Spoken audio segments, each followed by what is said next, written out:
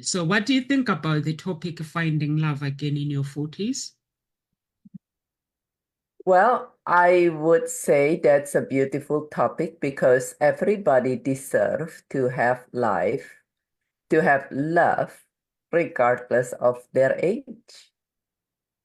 I love And that, I Dr. also find that that it is a common saying to find love again in your 40s or 30s or whatever age you are. And at the same time, it's depend on what you believe, I would say. Uh, for some of us, we say love is not something that we find, but we welcome by being loved. Okay, I have to have a word with Restream because I can't really set up my stream properly on Facebook. It's all mumbled my things up. Okay, yeah, I agree with you, Dr. Bigot, when you say everybody deserves love. And I like that statement because some people seem to think that just because they're in their 40s, love, no one is gonna want them. It's only younger girls or younger women and men who can find love. But I don't think, for me personally, I don't think it's true because your age it does not define who we are as people or for how far we can go with life. And I think age is a number. So how you feel about yourself is how you feel about the world and how you feel about putting yourself out there. I still believe that you can find love at any age. I don't know if you go on YouTube. Me, I just love YouTube. Sometimes I go see 100 years old man is getting married, or 100-year-old, like 80 woman, 80 years old or 70. They're even going to the gym. They're like, and some of them, I look at them, I'm like, no, this is a lie. This person cannot be 70. They look like they're in their 30s or 40s, but they say they're 70. I'm like, I just want to be blessed like that when I'm older to look young. So I just agree with you, that big statement that we all deserve happiness. We all deserve to find that special person.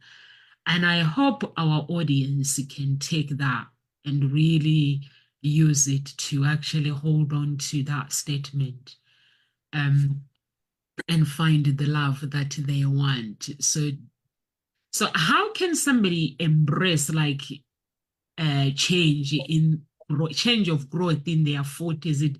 Is it easy, or like me, I'm 45. I don't know with you, do you find it easy to embrace your change, your age as you grow as an individual? Because we grow each and every day. So how do you find it like with your age when you walk every single day? Do you feel it, or how do you find it, Dr. Bigot? Well, great question, Numsa. And I'll answer your first question first. Do I go to YouTube to for inspirations? I don't go to YouTube. I do go to YouTube to provide informations, content, educations for people, but I don't go to YouTube much to look for inspiration, so to say. But I do look at our clients and the success of our clients. And talking about people who are on YouTube that married for a long time, I simply look at life example in our clients. Well, a couple people, including one client, actually the person is in her 70s when her early 70s, like 70 years old when she came to us, and she has never has a relationship in her whole life. When she was really young, she has a few relationships.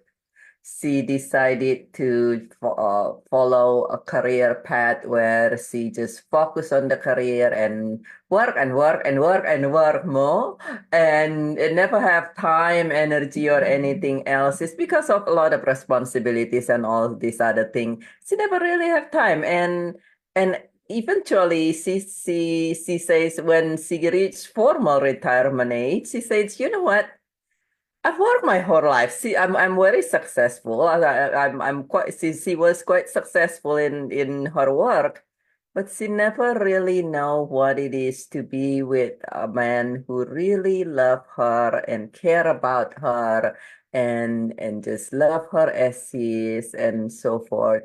And there is a part of her that want to say, really? You waited all this time. I mean, look at everybody else. Look at the people in their 20s and 30s and 40s. Look at all those women. Don't you hear what they say? They couldn't find a man. You want to find a man, Miss Oldies? That's what she says to herself. But she came to us. There is a part of her that say, well, you know, if I never try, I would never know. So she came to us, and within about a year, we she worked with us and work and I work with her together and within about a year, she met this wonderful gentleman. He was in his at the time mid 70s, a few years older than her, and his wife has left her physical bodies a couple years back, and he welcomed another love in his life. And she loved him. He treated her like the lady that she's supposed to be, and his children love her. So, is it possible to find love at whatever age you are? Yes, it is. Another friend, a colleague and friend of us, the same. See, they have been both of them. They have been working and all along very busy and so forth. She used to travel all over the world. This is not the first person, but this is the second person. Looking back, they said it's funny that we didn't meet each other. Like there's a movie about that. Apparently, we didn't meet each other amidst our travel because their path often crosses. Actually, they used to both of them used to go to the same deep all these different regions of the world. They said, "Hi, how funny! We both goes to all those places. We never met, but." When my friend and colleague become a coach, one of the after she toward the end of her career, she was in her 60s at the time. She said, you know, when I have all this skill and all this knowledge, I want to be able to teach people. So decided to become a coach. And when she became a coach, she was asked, what is it that you would really love to bring into your life? She said, well, I guess a relationship, because in all this time I never really put a lot of thought. And there's a part of her that says, I'm traveling all over. I'm so busy and I want this and I want that. I want to be independent. I want to have all these things. And if I want all those, have any of you ever thought this way? If I want this, I want to be able to have freedom. I want to be able to have to travel and did. Well, I mean, if I'm a relationship, I'm going to be confined and constricted. It's kind of like almost feeling like, okay, right now I can fly around the bird like a word like a bird who are happy and jolly, and then I'm going to be a bird in the cage. Who wants to be doing that, right? And we said, no, it could possibly be a yes and. It could possibly be a yes and therefore you can design what it is. In one of my coaching called Vision Accomplice, people spend actually people invest the first month designing, creating a sketch. It started with a sketch and then it turned into a blueprint and a design of it. There is a saying, If you fail to plan, you plan to fail. So we start with a sketch and then a blueprint and then a plan on what is it that you love. And there is a concept of a yes and. If you look at your keyboard, the ampersand above the number 7, that is a yes and, at least in American English, which means yes, you can have this and you can have that as well. Kind of almost like you can have your cake and eat it too. And with her, with my now colleague and friend, we say, okay, so you would love all these things. You would also love this. What if it's a yes? And sure enough, as she opened her heart that way, she met a wonderful, and she also has, sometimes people say miracle list. She has a very definite, specific list. And as she create this, she said, oh, I want the gentleman to be open-minded, educated, and very much also into learning all these spiritual principle and growth principle. All these things she put in there. And sure enough, she met somebody. At the beginning, he was not, he was open, but he wasn't into the work, so to say. Well, he's open-minded. But as he saw her and her example by life, she didn't teach him anything, but give an example by life. Earlier, I said, some people said you find love, while others said you welcome. She gave an example by her life. She said, you know what? That's the one part of my life that I could improve more.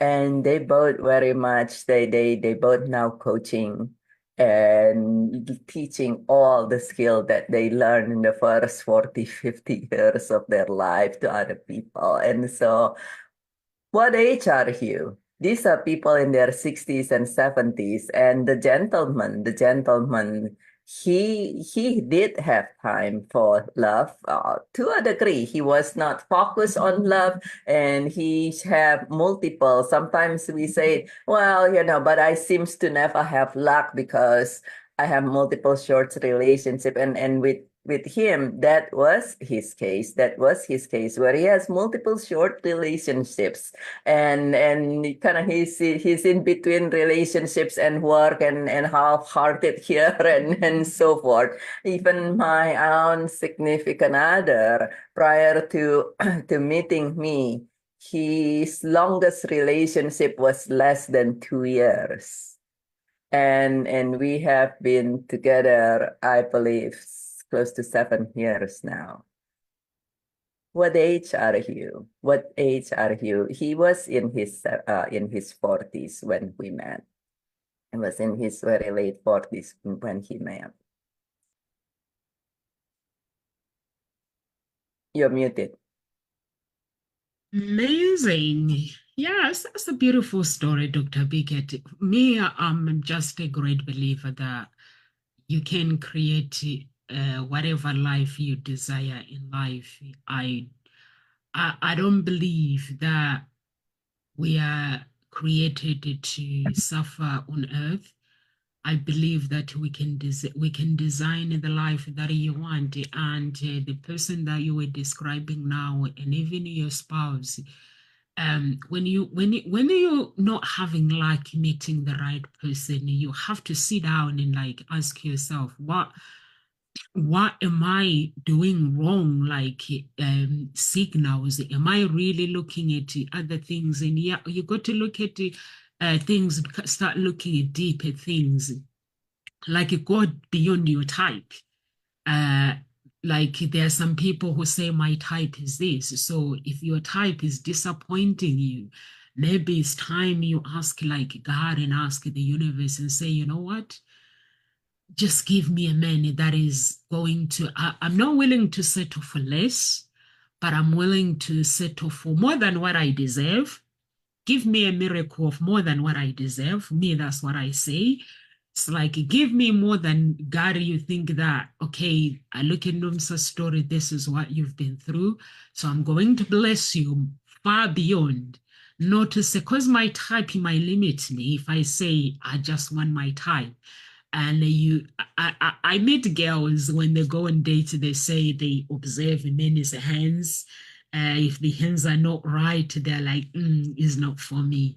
And the man, the way the man speaks, and if the man does not speaks the way they want, is the accent, English accent, or if it's not what they desire attractive, they're like, I'm not dating him. It's so creepy how actually people reject guys and even men, how they reject women. You think it's attraction, but it's not. It's the little things that when they tell you, you'll be like, "What now?" Yeah, and it's serious. Honestly, it's serious, Dr. Pickett. You'll be like, "Get a life." I'll be like, no, sir, it's not really right to date a man who hasn't go. I just observe hands and the hands have got to be like this. Like I say, can I see your hands? And I observe them or I observe their hair and I'm like, honestly, but what actually, the good thing is be authentic. Like if there is a man or woman out there and you're over 6, 7, 40, and you've had Dr. Bigot, the story, the example of a client, the story, and not believing, like not giving up in life and just keep going. And that person who found their true love. And there is true love out there, but if somebody says to me, I'll love you to the death, I'll say you're a liar. Because love is something that is developed, guys. Is if you look at it like Dr. Pickett, you are in a relationship. If you look at it where you are now for those 7 years, how when you began the relationship with your spouse and where you are now, there's that trust now that you know what, I trust this guy. I just love them when there's peace within you, and that's why you're with that person. You develop peace, you develop trust, and the more you stay with that person, the more the love grow. The more, not like when you meet somebody for 6 months and they're like, you know what, they look at your eyes and say, I cannot live without you. And on those days, that's a lie, guys, because they can, they've lived before. So that love is there. But if you're somebody who's not had any luck, be authentic, wear authentic coat, and know that whoever you've dated before, maybe go outside your comfort zone. Because there's nice guys out there, there's nice women out there. You just need to find them. And you just need to be willing to actually listen. You need to be willing to, and also the looks. You need to get the looks that they are you know, like there are some men who I'm telling myself that I'm beautiful. Some men, when they look at me, like they would think, no, say she's beautiful. But there are some men who look at me and they're like, she's not my league. My league is more than that uh, when it comes to beauty. So I'll say the beauty, guys, comes from within. Even us matchmakers, when we're looking for girls for our men to date, your beauty does not matter. It's what comes out of your mouth. It's maturity. Are you mature enough? If I introduce you to this man that is looking for a long-term relationship, will you make sense when you actually sit down and go on a date and have a conversation with them? Beauty is the last thing, and also the thing that we actually look for is compatibility. Are you compatible? Education. If a man is very educated, there's no way you can date somebody who is not educated. You have got to be in that same level. But then you find women like and men who have never went to school, but they are smart. Those are the guys that I look for, who are smart, who knows exactly what they're looking for, who do anything to just create goals and be out there. That's what we call it intelligence. It's not just a degree, or it's not just we just. It's there are those things that And then ask yourself as well, what do you bring to the table? Just write down the things that this is the person that I need, I'm looking for, and what do I bring to the table to that person? Once you really understand what you're bringing to the table, then you start dating and start putting yourself out there. And also make an effort with the looks as well. I see women, they're like, they put their photos like my clients, they're like Nomsa, I have struggled, I've put myself on the dating website, I'm like, can I see your profile? And you look at their profile, they're like, they say they're struggling to find that special person. The photos of the profile, they're out of focus. Yes, there's no effort or anything. um when they look at when you look at the photos, it tells you that I'm bored, I've got nothing to do. And that's why the photos have to tell the story. Honestly, if you are writing a profile, that your photo has to tell the story.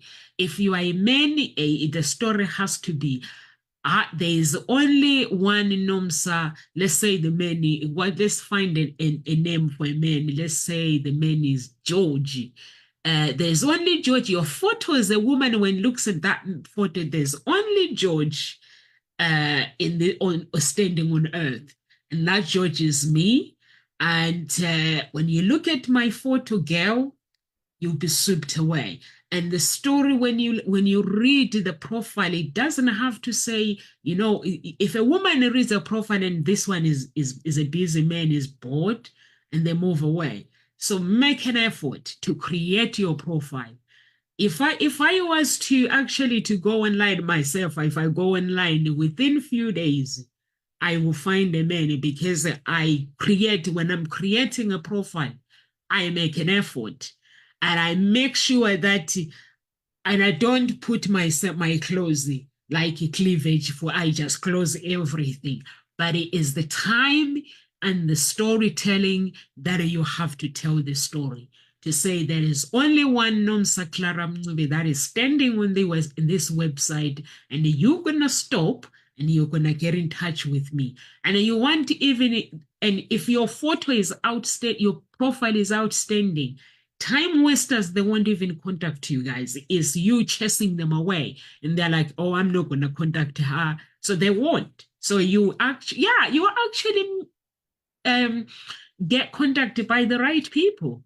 So if you are somebody out there, I have not met any woman or any man that is giving me the right photo for the dating site. Even with the matchmaking, you ask them to take a picture, they'll send you some boring pictures. And then when you meet them, you're like, what the heck is going on? Honestly, you find when you meet them in person, the woman is down to earth. Like, she's so beautiful. Like, you are like, what's the heck? Who is on that picture?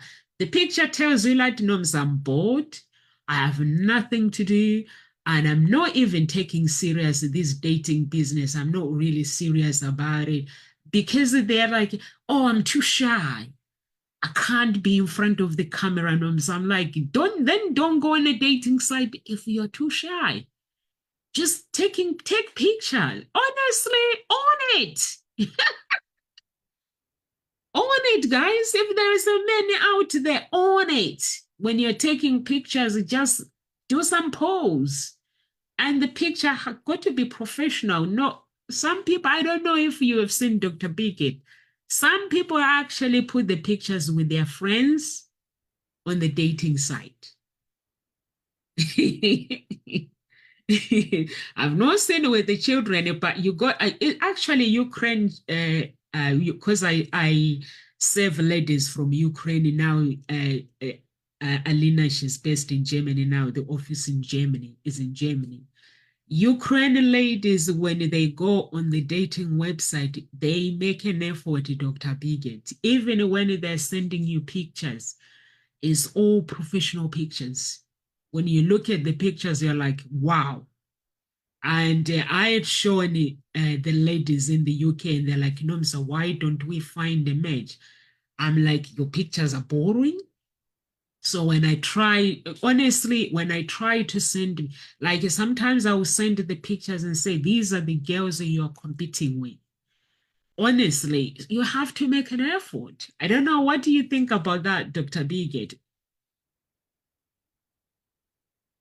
Yeah, that's a beautiful question, and in a way, it's related to your questions earlier. And do you think you deserve, and why don't people do all these things?